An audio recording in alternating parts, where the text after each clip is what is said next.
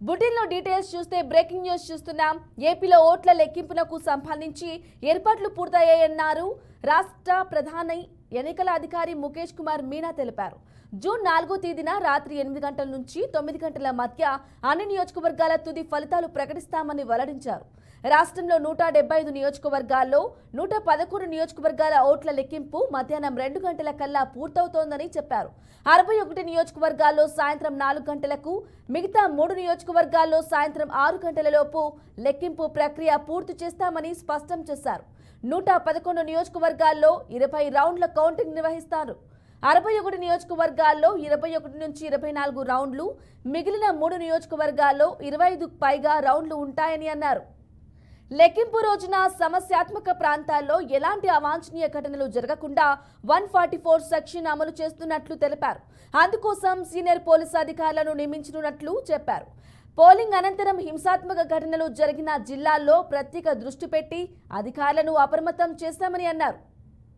Breaking news చూస్తున్నాం. ఏపీలో ఓట్ల లెక్కింపునకు సంబంధించి ఏర్పాట్లు పూర్తయ్యాయని రాష్ట్ర ప్రధాన ఎన్నికల అధికారి ముఖేష్ కుమార్ మీనా తెలిపారు.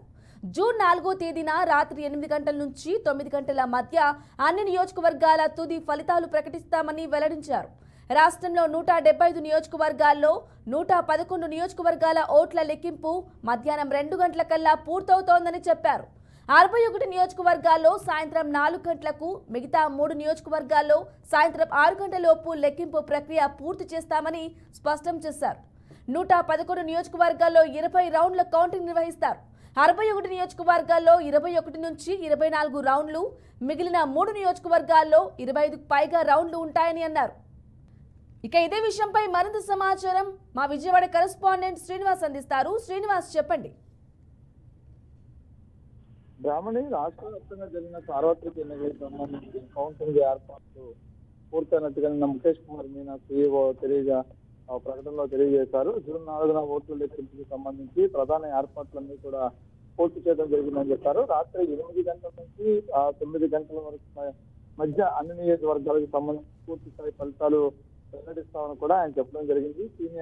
అంతేకాకుండా ఎక్కడెక్కడ ఏ ప్రాంతాల్లో ఎన్ని టేబుల్స్ నిర్వహిస్తున్నారు, ఏ ప్రాంతాల్లో ఏ నియోజకవర్గాల్లో ఎన్ని నియోజకవర్గాల్లో ఏ టైం నుంచి ఏ టైం వరకు ఓట్ల లెక్కింపు కొనసాగనుంది, ప్రధానంగా ఎక్కువ జనాభా కలిగిన నియోజకవర్గాలు, కూతురున్న నియోజకవర్గాలు ఎంత సమయం పట్టుకోవచ్చనే వివరాలు కూడా ఆయన పూర్తి స్థాయిలో చెప్పడం జరిగింది. 175 శాసనసభ నియోజకవర్గాలు, 111 నియోజకవర్గాల్లో 20 రౌండ్ల లోపు కౌంటింగ్ కొనసాగే పరిస్థితి ఉంది. అయితే 61 నియోజకవర్గాల్లో మాత్రం 21 నుండి 24 రౌండ్ల లోపు కౌంటింగ్ కొనసాగే పరిస్థితి ఉంది. మిగిలినటువంటి ఏదైతే 20 నుండి 24 ఉంటుంది. అయితే ఆ మిగిలినటువంటి మూడు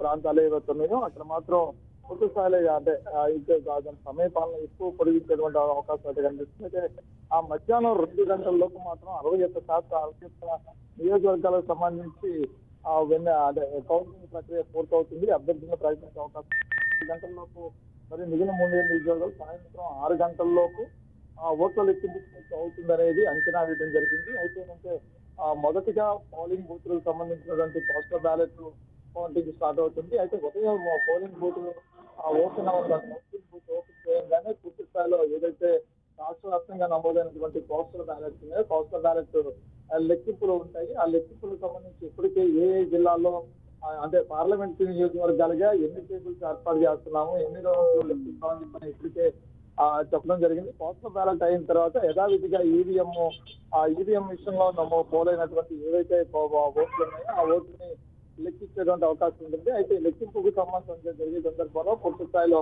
అభ్యర్థులు ఎవరైతే ఉన్నారో కౌంటింగ్ కేంద్రాల వద్ద వాళ్ళకి ప్రతి ఈవీఎం ఓపెన్ చేసి చూపించి, సీల్ చేసి ఓపెన్ చేసి చూపించి పక్కాగా కౌంటింగ్ ప్రారంభించేటువంటి పరిస్థితి అయితే ఉంది. దానికి సంబంధించి కౌంటింగ్ కేంద్రాల వద్ద అధిక బందోబస్తు ఏర్పాట్లతో పాటు కౌంటింగ్ కేంద్రాలు ఏర్పాటు చేయాల్సినటువంటి అభ్యర్థులకి వెయిట్ చేయడానికి ఉన్నటువంటి ఏర్పాట్లతో పాటు అక్కడ కౌంటింగ్ జరిగేటప్పుడు తీసుకోవాల్సినటువంటి చర్యలతో పాటు పూర్తి స్థాయి ఎన్ని రౌండ్లు ఫలితాలు వెల్లడించగలుగుతాము, ఎంతమంది సిబ్బంది అక్కడ కౌంటింగ్ సిబ్బంది ఎంతమంది పనిచేయబోతున్నారు ఏంటని కూడా పూర్తి స్థాయిలో ఇప్పటికే ఎన్నికల సంఘం పూర్తి స్థాయిలో అన్ని ఏర్పాట్లు చేయడం కూడా జరిగింది. అదే 4వ తారీఖున జరగబోయేటువంటి కౌంటింగ్ ఏదైతే okay Srinivas, right, thank you. ఏపీలో ఓట్ల లెక్కింపునకు సంబంధించి ఏర్పాట్లు పూర్తయ్యాయని రాష్ట్ర ప్రధాన ఎన్నికల అధికారి ముఖేష్ కుమార్ మీనా తెలిపారు. జూన్ 4వ తేదీన రాత్రి 8 నుంచి 9 గంటల మధ్య అన్ని నియోజకవర్గాల తుది ఫలితాలు ప్రకటిస్తామని వెల్లడించారు. రాష్ట్రంలో 175 నియోజకవర్గాల్లో 111 నియోజకవర్గాల ఓట్ల లెక్కింపు మధ్యాహ్నం 2 గంటల కల్లా పూర్తవుతోందని చెప్పారు. 61 నియోజకవర్గాల్లో సాయంత్రం 4 గంటలకు, మిగతా 3 నియోజకవర్గాల్లో సాయంత్రం 6 గంటలలోపు లెక్కింపు ప్రక్రియ పూర్తి చేస్తామని స్పష్టం చేశారు. 111 నియోజకవర్గాల్లో 20 రౌండ్ల కౌంటింగ్ నిర్వహిస్తారు. 61 నియోజకవర్గాల్లో 21 నుంచి 24 రౌండ్లు, మిగిలిన 3 నియోజకవర్గాల్లో 25కు పైగా రౌండ్లు ఉంటాయని అన్నారు.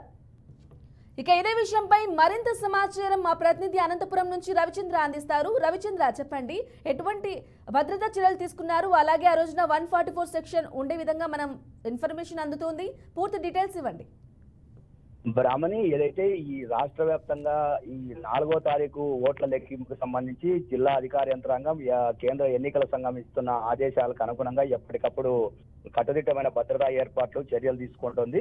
అందులో భాగంగా ఏదైతే ఓట్ల లెక్కింపు కేంద్రాలతో పాటు సమస్యాత్మక ప్రాంతాలు, అత్యంత సమస్యాత్మక ప్రాంతాలు ఏవైతే ఉంటాయో వీటన్నిటిలో కూడా 144 సెక్షన్ అమలు చేస్తున్నారు. ఇప్పటికే గొడవలు జరిగిన మాచర్ల, తాడిపత్రి, తిరుపతి, చంద్రగిరికి సంబంధించిన ప్రాంతాలన్నింటిలో కూడా ఒకవైపు ఏదైతే ఈ అల్లర్లో పాల్గొన్న అందరి మీద కూడా రౌడీ షీట్లు తిరగడంతో పాటు బైండ్ ఓవర్లు చేస్తున్నారు. మరోవైపు ఎక్కడికక్కడ వారి కదలిక మీద పెద్ద ఎత్తున నిఘా ఉంచి వాళ్ళని అందరినీ కూడా అరెస్టులు చేస్తున్నారు.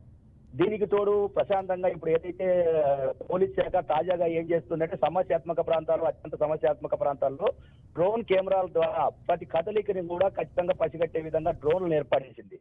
అనంతపురం జిల్లాకు సంబంధించి చూస్తే తాడపత్రిలో కానీ సమస్యాత్మక ప్రాంతాలు అన్ని నియోజకవర్గాల్లో కూడా చాలా ప్రాంతాల్లో డ్రోన్ల నిఘా ఏర్పాటు చేశారు నిన్నటి నుంచి కూడా.